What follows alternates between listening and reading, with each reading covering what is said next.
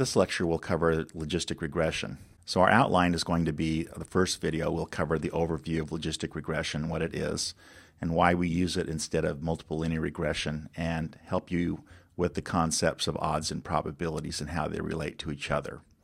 The second video will cover the logistic response function and how to calculate and use logit.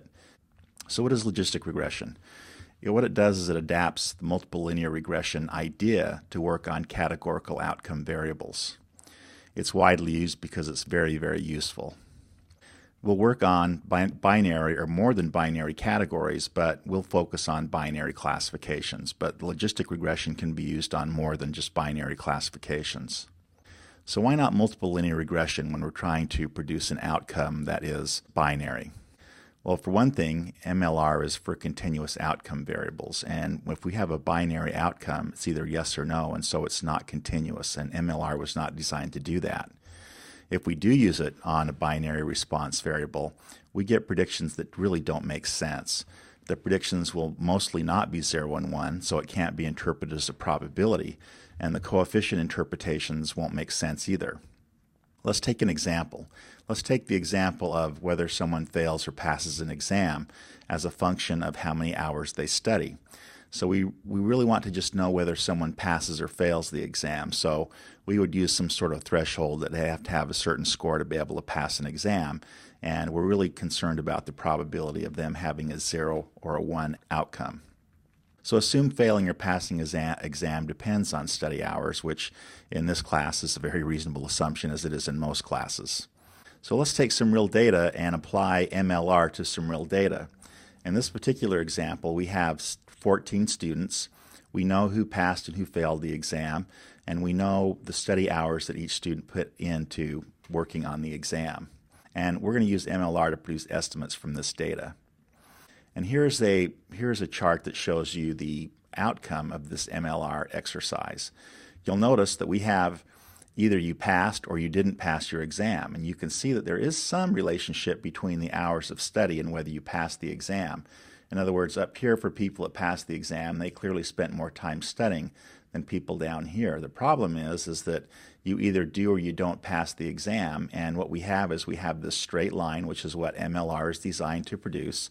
And there are some sort of probability we'd like to be able to figure out between getting a passing versus a failing exam, but we really have stuff that doesn't make sense. We have this saying roughly that as you do more studying, you're more likely to pass the exam, but how can that be when really we have either you do or you don't? And we also have when we apply coefficients to hours, we actually have students that do more than pass the exam, which doesn't make sense.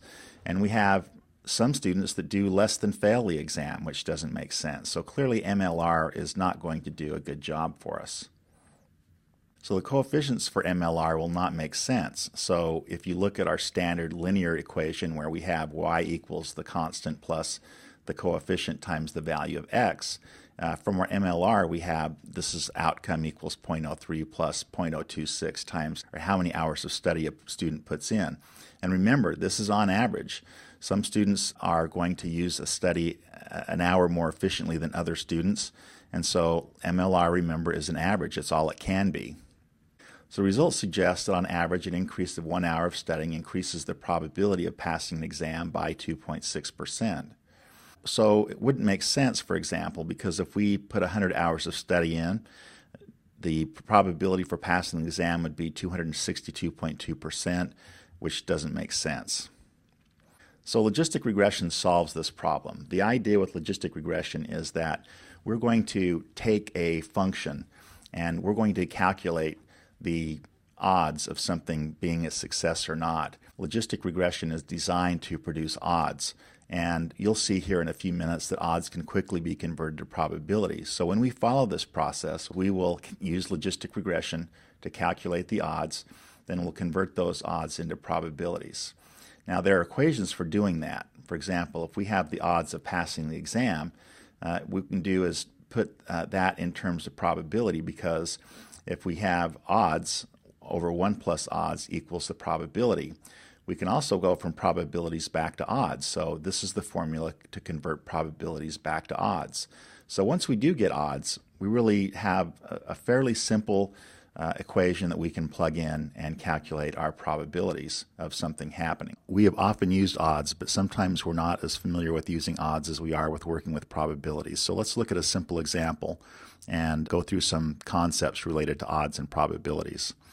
So let's consider a situation where we're working on heart attack prevention, and we know that some people have had second heart attacks after they've had their first heart attack, and some people have not.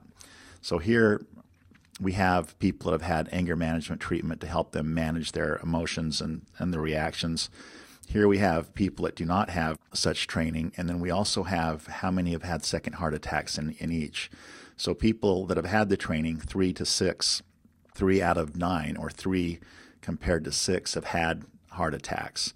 The odds are much worse for people that haven't had training, because 7 out of 14, or 7 compared to 4, has had a second heart attack. So if we look at where we're going with this, we have logistic regression produces odds. And so what we're going to do is we'll calculate logistic regression, and it will come up with odds, and then we'll have to calculate probability from odds. And once we get over to our odds, then we can actually go back between probability and odds by using these formulas. We can convert odds to probabilities this way. So by plugging odds in here, we can get probabilities. And from probabilities, we can go back to odds going this way. So what we will do is our logistic response function will actually let us calculate odds. And then we will have to convert that back to probability. So back to our heart attack example. If you want to look at the odds here, odds are a ratio of successes to failures. So in this example, we have 3 successes and 6 failures, or an odds of having a second heart attack are 0.5.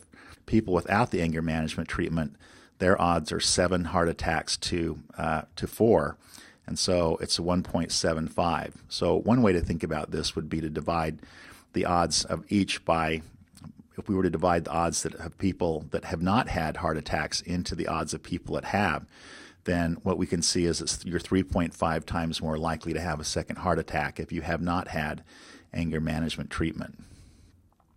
We see things like this on the news all the time. For example, here's something that I just pulled out of the Deseret News, where it talks about people that they've done surveys to see who has happy marriages, and people that will spend couple time together at least once a week can be compared to those that haven't. Wives are very happy, 3.63 to 1 for those that spend some time together each week, and husbands have a very similar statistic.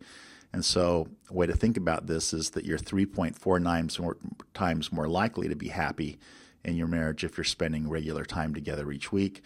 And if you're a female, it's almost the same. So what I want you to notice here is I want you to notice that what you're really doing here is this is the same as an odds ratio, where you're comparing the number of successes to failures. So when we're dealing with odds are phrased in number compared to some other number. And so sometimes we'll see something like, let's just take something that we're very familiar with, like the days of a week. So if you're randomly trying to select a day of a week, your odds are 1 compared to 6. So 1 of those days out of the 7 will be a Sunday, and then 6 will not be. So it's 1 to 6 odds. On the other hand, for non-Sunday, you have 6 to 1 odds that you'll randomly select a non-Sunday. If you want to just find how often you'll get a 2 on a 6-sided die, then you'll have a 1 to 6 probability of getting a number 2, or any other number for that fact. And it doesn't just have to be relative to random events, because something like, odds that someone will like a specific recipe could be 3 to 2. So that means that 3 people will like it for every 2 that don't. Sometimes odds are expressed as a single number. In fact, this is the number that is produced by the logistic regression, and so we need to get comfortable with what those are. And we can convert from a ratio or from a proportion in relation to odds to a single number. And so I want to show us how that can be accomplished. So if you have 6 to 1 odds, then you could convert that into a single number by basically dividing each side by what is on the right. So for example, if you have 6 to 1 odds, it's already sort of solved for you. That means they're 6 times more likely to succeed than fail.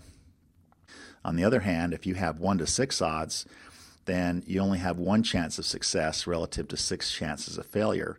And so if you divide both sides by the number on the right, you divide 6 into this side and 6 into this side, then your single number odds are going to be 1/6 or 0.167. So basically, by dividing what is on the left of the colon by what is on the right of the colon, then you're going to convert what is on the right to a 1, and then this will be converted to another number. And if it's already in a 1, you can just grab this number on the left. If it's not, then by dividing 6, for example, here and 6 here, then you get 1 out of 6 odds. So let's practice with this a little bit more. So here we go. Here's another example of 2 to 3 odds. So we have 2 chances of success out of, compared to 3 chances of failure. So we can actually divide 3 into 2. So here we have 2 to 3 and compared to 1. And then if we convert that, since this is already a 1, we have 3 over 3, then we can just divide this and we have odds of 0.67. Here we have a number that's bigger on the left, and we divide both sides by 2 and we get our odds equals 1.5. And again, the reason we're learning this is because our logistic regression function is going to give us values that look like this. So if we have odds, sometimes we want to use probabilities. In fact, we often do. And so we need to be able to convert back and forth between odds and probabilities. So if we have a high probability of something happening, we also have high odds that the same thing will happen. And let's just go through some more examples. So since we have odds that are formatted as for against, 1 to 6, for example, or 3 to 2, and we need to convert those odds to single number form. So we went through an example of doing that.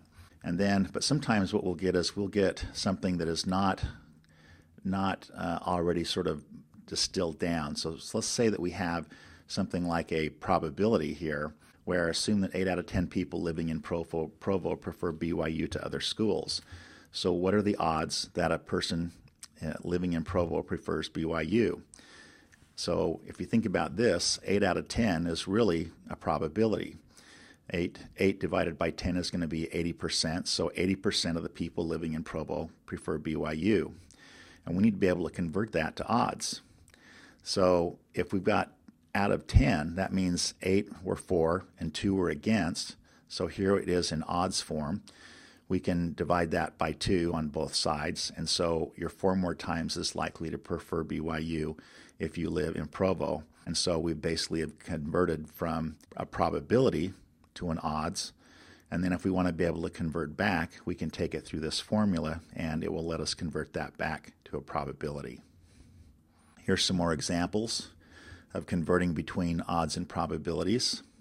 So here we figured out that 3 to 2 odds gives you a 1.5 to 1 ratio in our odds, and then by using the formula 1.5 on the top over 1 plus 1.5, then we convert that to a probability of 60%. So eventually your mind starts doing this automatically. For example, you look at this and you think, well, there's 3 for and 2 against, and in your mind you might do the little math to say, well, there's 5 possible, 3 are successes, so 3 out of 5 is 60%.